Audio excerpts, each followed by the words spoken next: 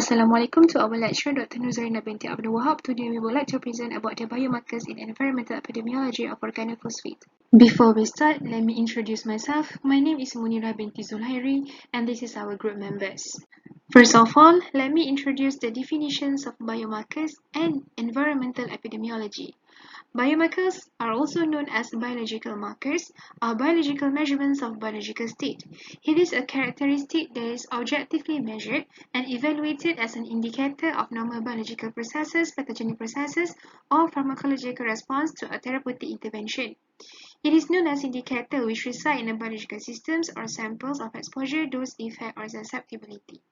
Whereas environmental epidemiology is about a research which involves the identifications of relationship between the previous exposure to the putative causative agents and subsequent biological effect with studied populations. There are three categories of biomarkers, which are biomarkers of exposure include the environmental chemical agents and metabolites. Second, biomarkers of effect, which include the bioindicator and undetermined consequences. And lastly, the biomarkers of susceptibility, which include the genetic factor and other biological factor. Before we proceed to the next topic, let me explain about the environmental agent that we choose in this study, which is organophosphorus pesticide, also known as organophosphate pesticide or OP. OP is an insecticide widely used in agriculture, garden and household items such as cockroach spray. It can expose to environment by spray on crops and plants, then entering the soil. After that, it will contaminate the groundwater. It can expose to human through ingestion, such as eating contaminated food during spraying activity, through inhalation, such as lack of awareness wearing mask during spraying activity, and through direct contact of eyes and skin when you're not washing your hand after spraying activity. The toxicity of OP can cause severe symptoms such as nausea, vomiting, diarrhea, salivation, and watery eyes. Under severe symptoms, it can cause seizure, difficulty breathing, and coma. Long after exposure, it can elicit symptoms such as neuropathy problem, which is numbness, tingling of hand and feet, and muscle weaknesses. Under long-term exposure, it can cause confusion, anxiety, loss of memory, loss of appetite, and disorientation. The mechanism of action involves damaging of an enzyme acetylcholinesterase that controls the nerve signal in the body, and the level of toxicity ranged from an estimated human oral LD50 of less than 5 mg per kilogram to 0.5 to 5 gram per kilogram. That's all from me. I would like to pass the presentation to Tarmizi. Thank you, Munira. My name is Muhammad Tarmizi. For the biomarker of exposure, it refers to the assessment of the opportunity for transferring of an environmental agent to the body. We can measure it by quantity, concentration, and the durations of the exposure. This picture refers to the epidemiologic triad. For the biomarkers of exposure of organophosphate, there are several. For example, urine, which is commonly used in the diagnostic. Secondly is blood. Blood is less common than urine, but it is very specific. And then there is enzymatic changes that we can measure because the inhibitions of acetylcholinesterase cause the accumulations of neurotransmitter in the PNS and also CNS. Those enzymatic changes we can measure also.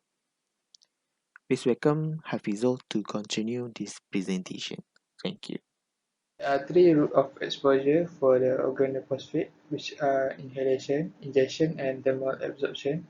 The absorption takes place in the alveolar region of the respiratory tract. The contaminant diffuses passively through the thin alveolar membrane and absorbed into the bloodstream. The example of pesticide is this dictrophos, which 0.06 mg per kilogram per day, profenophos 0.11 mg per day. The injection of pesticide through oral will place several factors to be absorbed into the body, which are bioavailability, variable absorption, degradation in the stomach, and fast metabolism. Besides that, diet also affects the absorption of the pesticide. The example of pesticide residue, chlorpyrifos, the percentage of absorption through the injection is 70%. Diaglyphosphate metabolite is 60 to 93%. Cypermethrin 27 to 57%. For the malabsorption is a term that used to describe the transport of chemical from the outer surface of the skin into the skin and into the systemic circulation. Thermal absorption in the residential environment is believed to be low due to the loss by washing, evaporation, or exfoliation. The example of organophosphate pesticide is chlorpyrifos, which has only 1.28% of thermal absorption, meanwhile pyrethroid is only 2% of thermal absorption. Next is biological effective dose. Biological effective dose is a biomarker that measure DNA and protein adducts in human biological samples. The adducts level can provide an integration of exposure, absorption, distribution, metabolism, and DNA repair. Biological effective dose of exposure to organophosphate pesticide can be done through the measurement of plasma cholinesterase and erythrocyte acetylcholinesterase. However, this measurement is recognized as insensitive indicator of an absorbed dose of organophosphate. Moreover, the collection of blood sample is considered as invasive procedure. So, the alternative that can be used to biological monitoring for organophosphate is based on the analysis of metabolites in urine, which is dialkyl phosphate metabolites. I will pass the present to the next presenter. Hi, my name is Roshini and I'm going to explain about biomarkers of effect. Biomarkers of effect represent health impairment or an event predictive or subsequent health impairment. Health impairment includes functional changes or the occurrence of chronic disease.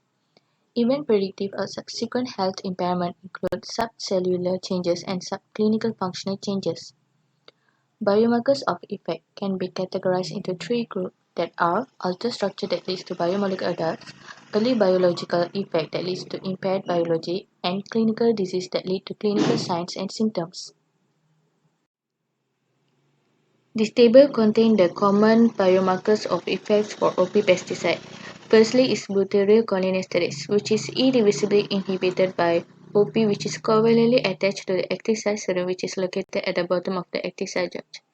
This results in the decrease of hydrolysis of acetylcholine, which leads to the overstimulation of acetylcholine. There is no result in clinical features. Butyrylcholinesterase used to detect acute exposure.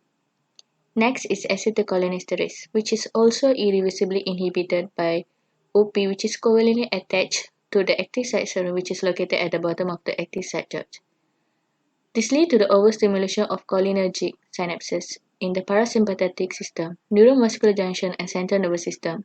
As a result, it will lead to seizures, asphyxiation, desensitization, and paralysis of breathing muscles. Acetylcholinesterase is used to detect chronic exposure. Thirdly is neuropathic target esterase. To be more specific, is lysophospholipase. Triacrylcyl phosphate, which is one of the compounds of OP, bind covalently to inhibit neuropathic target esterase.